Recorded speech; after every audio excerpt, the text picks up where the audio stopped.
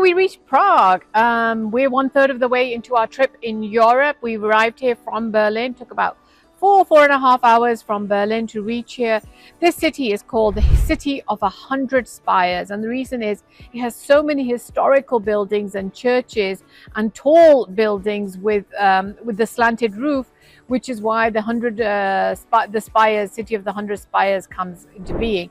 The city itself is over 1,000 years old. It has some amazing landmarks, including Prague Castle, the Charles Bridge, and the old town square, where every single building around the particular square is unique in itself, and it looks like we've returned to a Walt Disney script or a Walt Disney movie set. So Czech Republic is a relatively new country. It was formed in 1993 after the breakup of Czechoslovakia, for those that may remember that, into the Czech Republic and the Slovak Republic, otherwise known as Slovakia. It's referred to being a velvet divorce, and the reason is it was a very peaceful, negotiated divorce between the two ethnicities, the two groups who decided to go their separate way. Czechoslovakia itself was created quite recently, 1918, after the breakup of the Austro-Hungarian Empire, after the Allies defeated it in World War I. So the country was occupied by the Nazi forces during World War II. It wasn't until at the end of the 1944-45 when the Soviets helped to liberate this part of Czech Republic, and another part was liberated by the United States. But thereafter it came under communist influence. A communist government took over from 1948 onwards until 1989. You may have heard about the name Václav Havel. I might not be pronouncing it correctly, but he was the Czech, at the time Czechoslovakian dissident who came and became the first president of what became the Czechoslovakia in 1989. So the country joined the EU in 2004 along with the Slovak Republic. It still uses its own currency called the Czech koruna, but a very stable political system, stable economic system. So Central Europe consisted of many kingdoms in the region over the centuries. In fact, the Czech Republic used to be what is known traditionally as Bohemia. Many of you would have heard of that. So conflicts were inevitable in this region. So there are two ways to keep out conflict. Either you have wars with each other, and defense systems were created, such as the gates around the city. So in Prague, we do see those gates around the city. We went and visited one of those, Powder Gate it was called. I'll show you clips later on. But along with that, marriages were the other way, that throughout history, how enemies have made each other into friends. As they say, keep your friends close, but keep your enemies even closer. For centuries, these defensive gates actually kept out their enemies, including the Ottomans and other European powers, although later the region was absorbed into the Austrian-Hungarian Empire, initially through a marriage.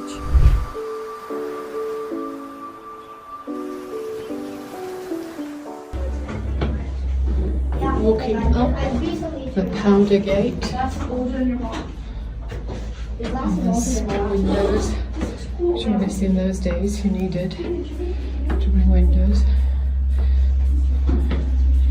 quite a lot of them, and we have to go up and up, close the door, and a window, and up, up, up, up.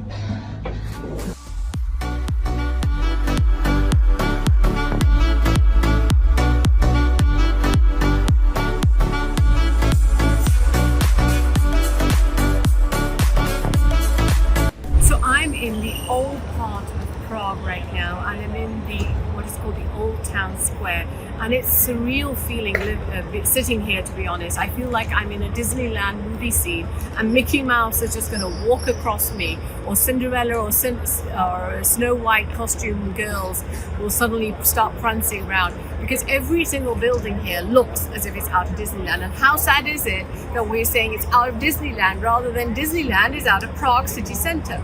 And I'm going to show you various clips and you'll understand exactly what I mean. But on one side of the town square is the Church of Our Lady Before Time, and it's an old Gothic church which is the main church in this area since the 14th century. We did go in and see Mass, and it was a beautiful Mass that we saw.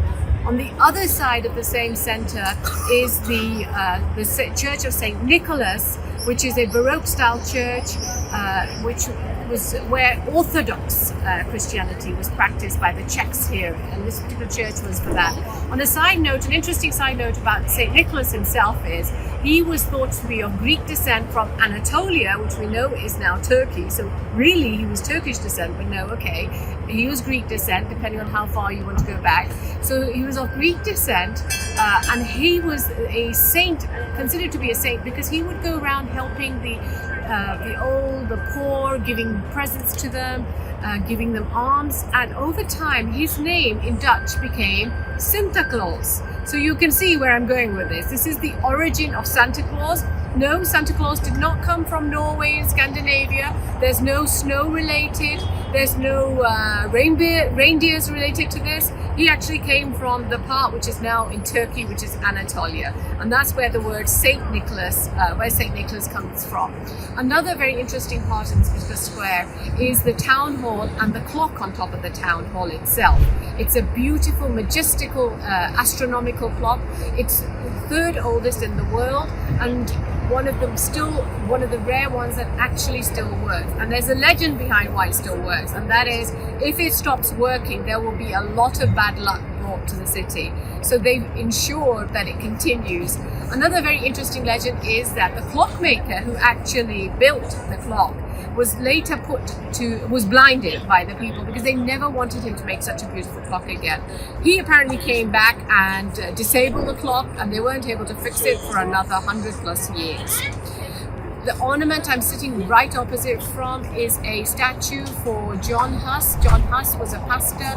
He was considered to be heretical by the Catholic Church at the time because of his teachings against the Catholic Church, and he was asked to recant. When he didn't recant, in 1415 they burnt him and put him on the stake.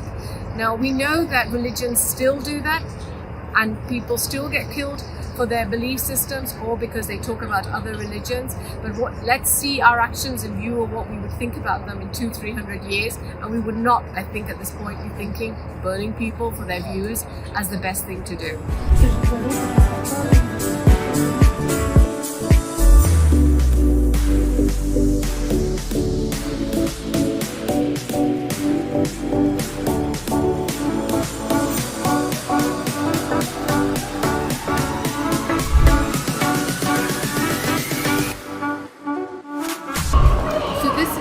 Jewish synagogue, which has been based on Moorish architecture, and you can see it's amazing. It's so beautiful to look at.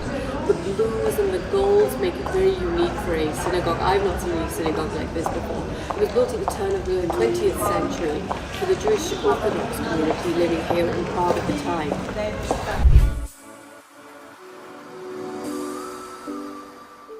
So it's the early evening, and we've been lucky enough that the sun has gone down a little bit. It's been an extremely hot day, and walking up to Prague Castle was exhausting, but it was worth every single minute of it. It's the most beautiful view of red brick roofs, basically. You can see them at a distance away. Amazing view of the city centre from here, Charles Bridge from here, the river itself. So it's a beautiful building. Prague Castle itself is a medieval castle. It's in the actual Guinness Book of Records as being the world's most ancient medieval castle. The foundations were laid in around 1880, and it was built upon thereafter. In the 10th century, it became the real head of the state of power. It was in Prague Castle. In a short while thereafter, the Bishop of Prague also moved inside Prague Castle. There were various churches that were built. Afterwards, it became the head of the Holy Roman Empire, was located in Prague as well for a short period before it moved to Vienna.